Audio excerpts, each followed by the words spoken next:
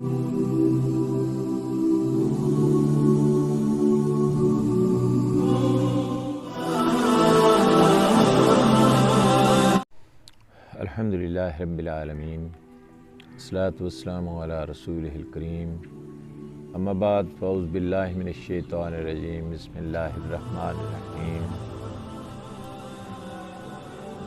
وَإِذَا أَخَذْنَا مِيثَاقَ بَنِي إِسْرَائِيلَ لَا تَعْبُدُونَ إِلَّا اللَّهَ وَبِالْوَالِدَيْنِ إِحْسَانًا وَذِي الْقُرْبَى وَالْيَتَامَى وَالْمَسَاكِينِ وَقُولُوا لِلنَّاسِ حُسْنًا وَأَقِيمُوا الصَّلَاةَ وَآتُوا الزَّكَاةَ ثُمَّ تَوَلَّيْتُمْ إِلَّا قَلِيلًا مِّنْكُمْ وَأَنْتُمْ مُعْرِضُونَ۔ صدق اللہ مولانا العظیم۔ میرے بہت ہی قابل احترام برادران و خواہران اسلام، السلام علیکم ورحمۃ اللہ وبرکاتہ۔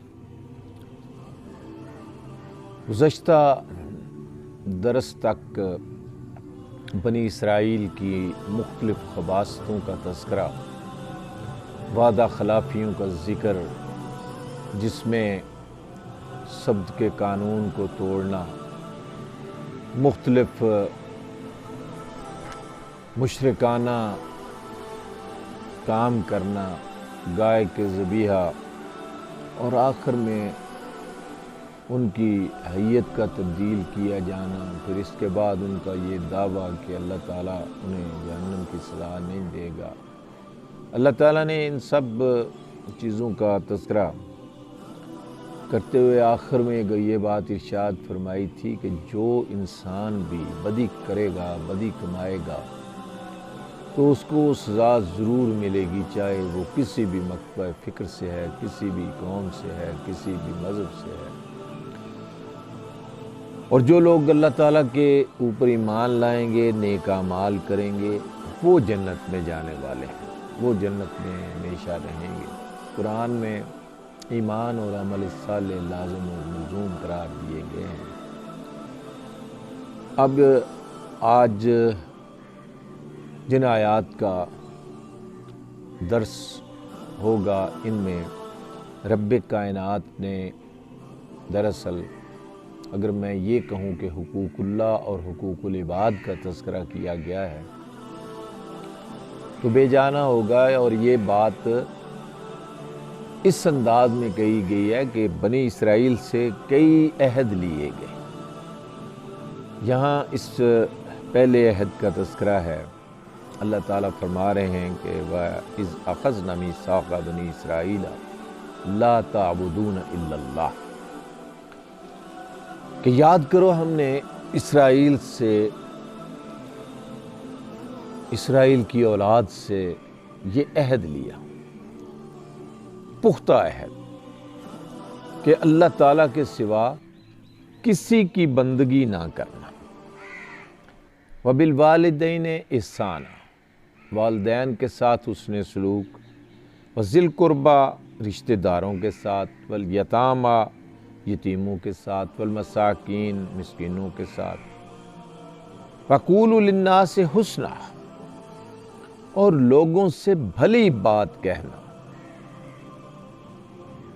وَأَقِیمُوا الصَّلَاةَ، نماز قائم کرنا، وَآتُوا الزَّکَاةَ، زکوٰۃ کی ادائیگی کرنا، ثُمَّ تَوَلَّیْتُمْ، لیکن تم پھر گئے، إِلَّا قَلِيلًا مِّنْکُمْ، سوائے تم میں سے چند لوگوں کے، وَأَنْتُمْ مُعْرِضُونَ، اور تم سب اب تک پھرے ہوئے ہو۔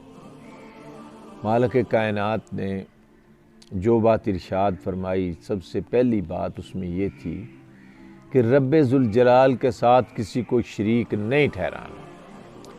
مالک کائنات وحدہ لا شریک ہے، اکیلا ہے، یکا تنہا ہے، اس کے ساتھ کوئی شریک نہیں، نہ اس کی حاکمیت میں، نہ اس کی وحدانیت کس انداز میں ہے۔ وہ الہ بھی اکیلا ہے، معبود بھی اکیلا ہے، وہ ہر طرح یکا و تنہا ہے۔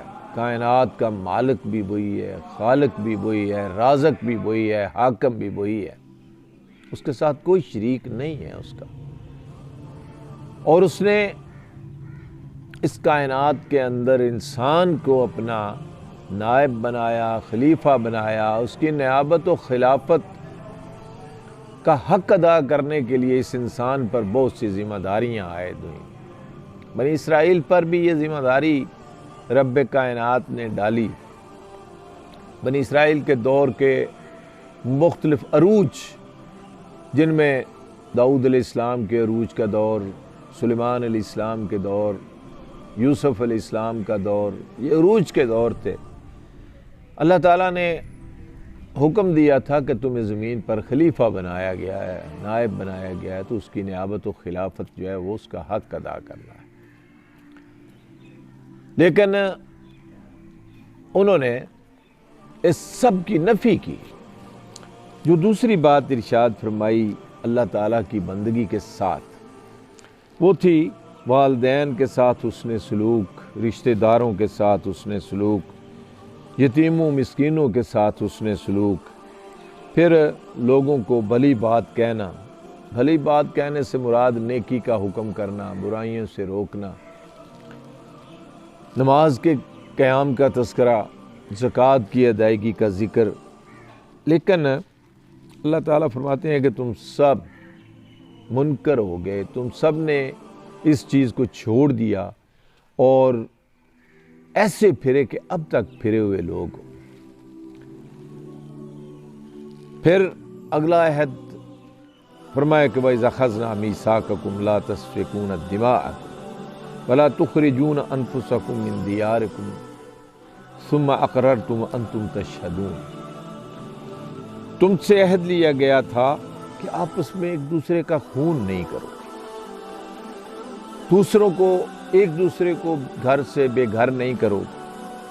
تم نے اس کا اقرار بھی کیا اور اس بات پر خود گواہی بھی دی، لیکن آج وہی تم ہو کہ اپنے بھائی بندوں کو قتل بھی کرتے ہو، اپنی برادری کے لوگوں کو گھر سے بے گھر کر دیتے ہو اور ظلم و زیادتی کے ساتھ ان کے خلاف جتھے بندیاں کرتے ہو۔ بنی اسرائیل کا یہ مسلسل وتیرہ تھا۔ بنی اسرائیل نے اس طرح کے بہت سے معاملات وہ کیے، اور ان کا مدینہ طیبہ میں بھی یہ طرز عمل تھا کہ اوس اور خزرج کے ساتھ ان کے حلیفانہ تعلقات تھے۔ ان سے مل کے یہ قتل و غارت گری کرتے، لوگوں کو گھروں سے بے گھر کرتے، اور پھر جب وہ پکڑے ہوئے آتے تو ان سے فدیہ لے کے تو اس کے بعد ان کی رہائی جو ہے وہ عمل میں لاتے۔ اللہ تعالیٰ یہی بات ارشاد فرما رہے ہیں کہ جب وہ لڑائی میں پکڑے ہوئے تمہارے پاس آتے ہیں تو فدیہ کا لین دین کرتے ہو، حالانکہ ان کو گھروں سے نکالنا ہی تمہارے لیے حرام قرار دیا گیا تھا۔ اور پھر یہ بات ارشاد فرمائی کہ افتؤمنون ببعض الکتاب وتکفرون ببعض، کیا تم کتاب کے ایک حصے پر عمل کرتے ہو، دوسرے حصے کا انکار کر دیتے ہو؟ وما جزاء من يفعل ذلك منكم الا خزي في الحياة الدنيا ويوم القيامة يردون الى اشد العذاب۔ فرمایا پھر تم میں سے جو لوگ ایسا کریں ان کی سزا اس کے سوا کیا ہو سکتی ہے کہ دنیا میں بھی ذلیل و رسوا کر دیے جاؤ اور پھر آخرت میں شدید ترین عذاب کی طرف تم لوٹا دیے جاؤ۔ اللہ ان حرکات سے بے خبر نہیں ہے، وَمَا اللَّهُ بِغَافِلٍ عَمَّا تَعْمَلُونَ، اللہ تو جانتا ہے جو کچھ بھی تم کرتے ہو۔ میرے بھائیو، یہ باتیں کہنے کا مقصد دراصل امت مسلمہ کو یہ بات ذہن نشین کرانا ہے کہ اگر تمہارا طرز عمل وہی ہوا جو بنی اسرائیل کا تھا تو تمہارے ساتھ بھی وہی سلوک ہوگا جو بنی اسرائیل کے ساتھ کیا گیا۔ میں اللہ تعالیٰ سے دعا کرتا ہوں کہ اللہ تعالیٰ ہمیں ان کے طرز عمل سے بچنے کی توفیق عطا فرمائے اور اللہ تعالیٰ کے احکامات پر چلنے کی توفیق عطا فرمائے۔ وآخر دعوانا الحمدللہ رب العالمین۔